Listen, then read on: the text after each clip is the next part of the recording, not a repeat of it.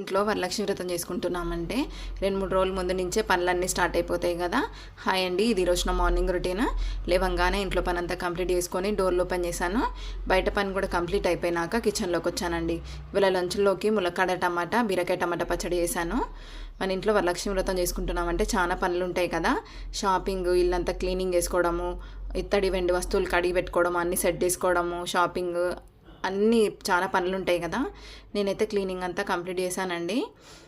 Shopping అయితే ముందే complete చేసుకున్నాను. ఇంకా కొంచెం అమ్మవార్లకు చీర గిట్ల ఉంటే మా చెల్లెనే తీసుకోమన్నాను. ఇంకా వీడియో కాల్లో చూసి సెలెక్ట్ చేసుకొని తీసుకున్నాను.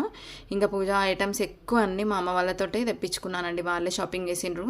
నాకు ఈసారి వెళ్ళే టైం లేదు, అందుకనే వాళ్ళనే తీసుకోమన్నాను. ఇంకా వాళ్ళే తీసేసుకున్నారు ఈసారి. ఇంకా ఇత్తడి వస్తువులు ఇవన్నీ అయితే నేను క్లీన్ చేసుకుంటున్నాను. మనం ముందు రోజే క్లీన్ చేసి పెట్టుకోవాలండి అంది, లేకపోతే మస్తు బిజీగా ఉంటుంది కదా. ఆ రోజు చాలా కష్టమైపోతుంది. ఇంకా మా పాప స్కూల్కి వెళ్ళిపోయింది. లంచ్ బాక్స్ అన్నీ ప్రిపేర్ చేసి ఇచ్చాను. నా ఛానల్ని సబ్స్క్రైబ్ చేసి